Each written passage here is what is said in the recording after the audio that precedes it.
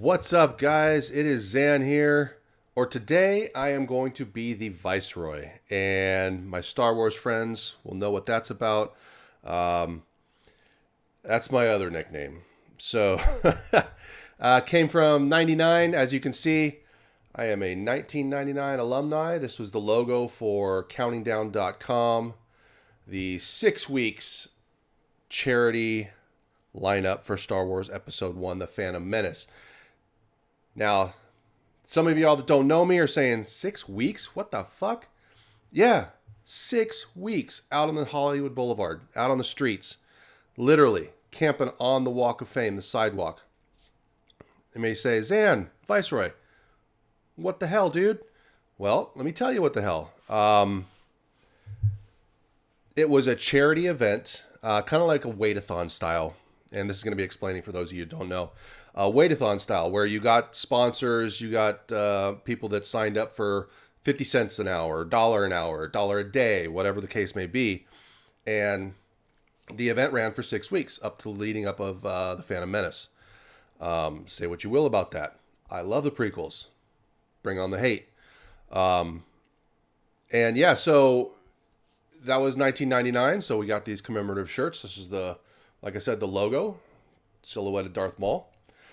So yeah, my love of Star Wars, but my love of Star Wars goes way further than that. It goes back to 1977, when I was a wee lad, and sometimes I'm still a wee lad sometimes.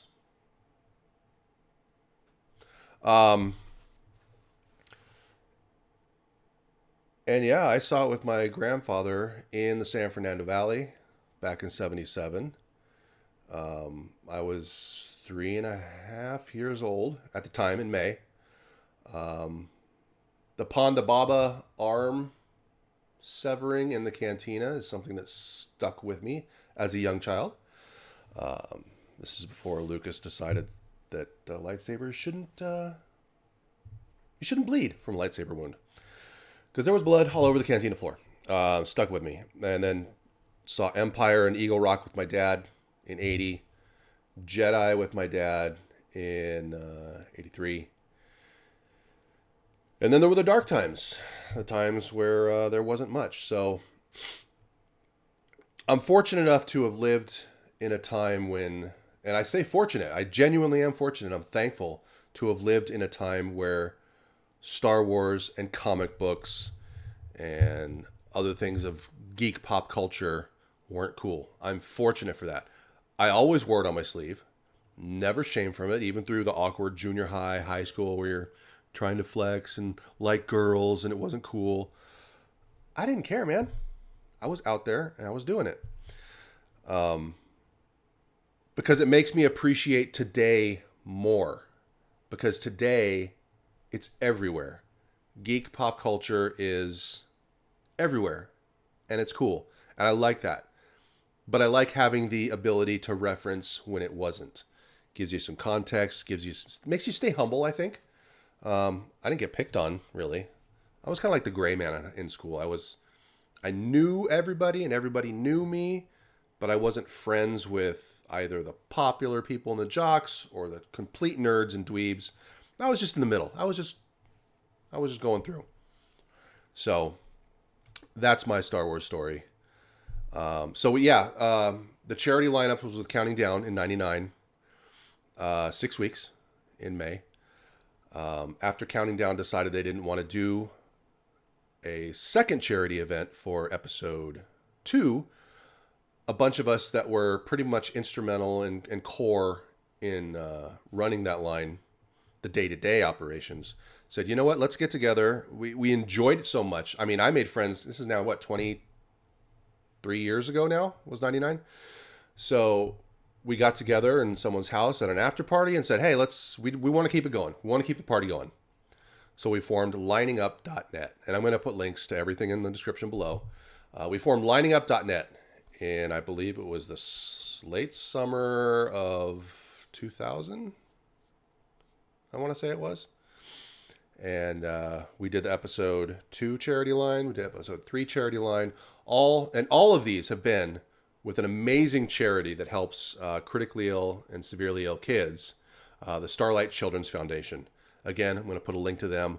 We've raised over $100,000, hundreds of thousands of dollars since 99. We did 99, 2002, 2005 for Phantom Menace, Attack of the Clones, Revenge of the Sith. And then we kicked it up again in 2015 for The Force Awakens. And then we did it again for Last Jedi and Rise of Skywalker. And Rogue One and Solo. So we've been out there on Hollywood Boulevard, literally sleeping there, camping there, pitching tents. Some people pitch tents too. The first three and of the prequels was literally out on Hollywood Boulevard. There was Grant's parking lot there, if you know where the Man's Chinese Theater is. Excuse me.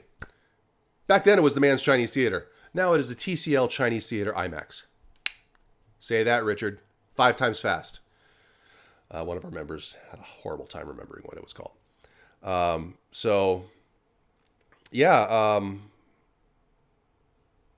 The Chinese Theater has always been Star Wars home from 1977, even though some of the premieres and first showings weren't there of, I believe it was Jedi, maybe even Empire. Steve Zlick, let me know.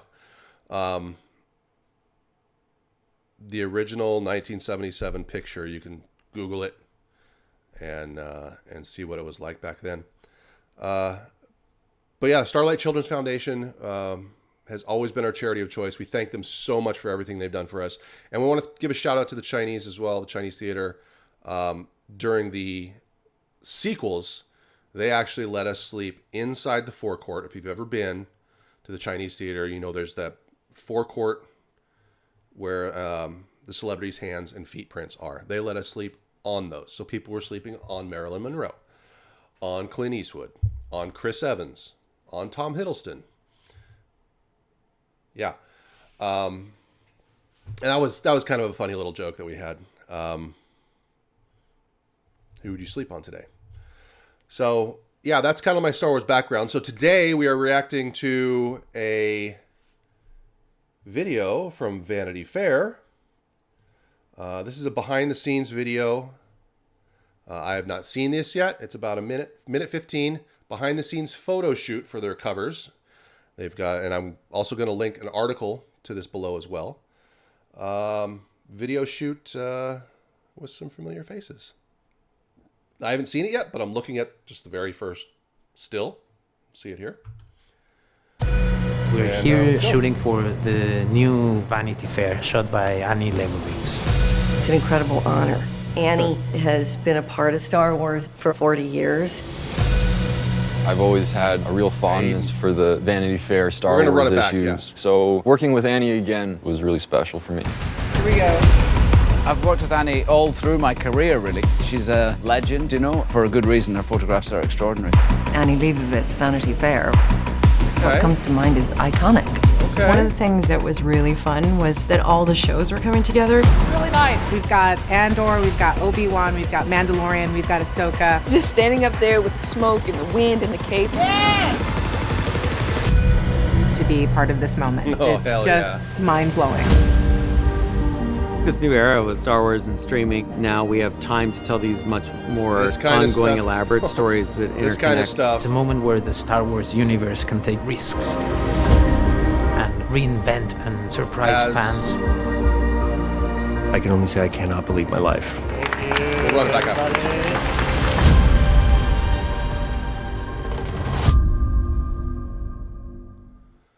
All right. Oh. In a world where the cast of The Boys watches the... Yeah, in a world.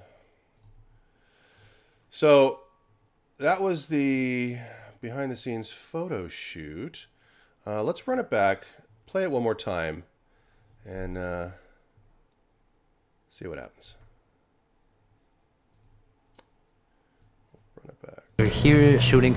All right. We're here. So, Mando, Ahsoka, Obi-Wan, and Andor. We're here shooting for. I cannot tell you the leaps and flip-flops my geeky little heart is doing right now. To see, I mean, and I haven't even seen nobody has seen Andor or Obi-Wan, which is coming out in a week from Friday. The first 2 episodes. So, but just knowing now, Book of Boba Fett, an entirely different thing. Didn't care for it as much. It was decent.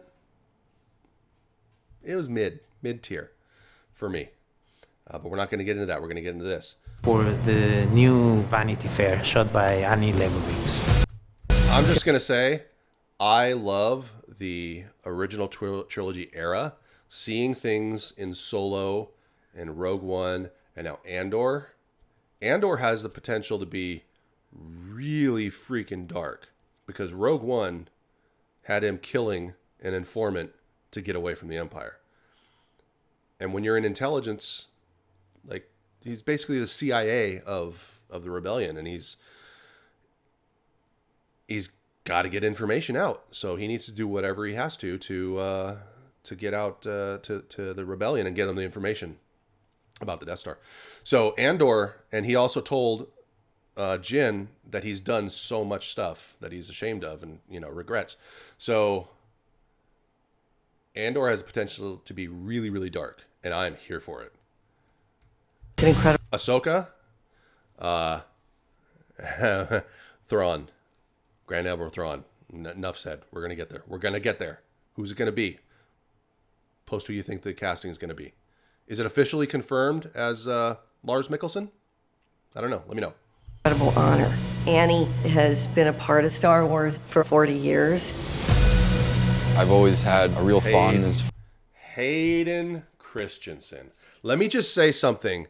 I've noticed, if you know anything about film Twitter, they're ruthless. And not just the reporters and stuff that report on films, but just the fans on Twitter. You've seen the Snyder people. You've seen, all that stuff. It's just ridiculous. I've noticed the prequels have gotten more love from people these days than they ever did when they came out in the late 90s, early 2000s. More, far and away. And I think it took the sequels to make people realize what a cohesive storyline means in the prequels, right? Now, say what you will, whether that storyline was good or not, Lucas had a plan. Episode 1, 2, and 3. You can argue if it was good, if some beats were missed, whatever, about the acting. All that aside, there was a cohesive story plan, and the next movie did not totally screw the previous ones, which is what the sequels did. I still enjoyed the sequels for what they are. But it just didn't... even though the beats for episode 7 were pretty much note for note, even with another trench run and a Death Star, as Han Solo even says, it didn't have the spark. It didn't have... Something was missing, and I can't quite put my finger on it. So, yeah. But Hayden Christensen, getting his due. He is getting so much love. And it as somebody who really enjoyed the prequels, it's awesome to see this. For the Vanity Fair Star Wars issues. So working with Annie again was really special for me. Here we go. I've worked with Annie all through my career, really. She's a legend, for a good reason. Her photographs are extraordinary. Annie Leibovitz, Vanity Fair. What comes to mind is iconic. One of the things that was really fun was that all the shows were coming together. Really nice. We've got Andor, we've got Obi-Wan, we've got Mandalorian, we've got Ahsoka. Just standing up there with the smoke and the wind and the cape. Yes! Yeah, baby. To be part of this moment. It's just mind-blowing. This new era with Star Wars and streaming, now we have time to tell these much more ongoing, elaborate stories that interconnect. It's a moment where the Star Wars universe can take risks and reinvent and... You guys ever think Obi-Wan and Ahsoka will meet up? Again? It's possible. surprise fans. I can only say I cannot believe my life. Thank you, everybody. Yeah. That's amazing. That is amazing. So yeah, that was the Vanity Fair cover shoot, behind the scenes photos or video. So yeah, that's kind of a brief history of my Star Wars story. And like I said, hopefully Obi-Wan is going to be good. I hope that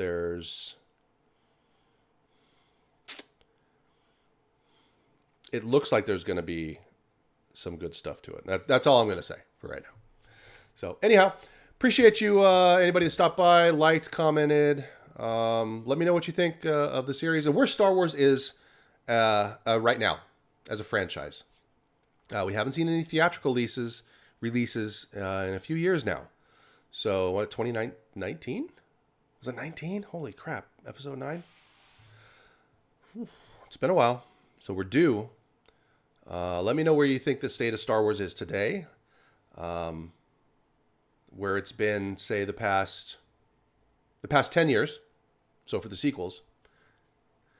And then let me know if you have comparisons to the prequels and the originals. Let me know where you think the state of Star Wars is today.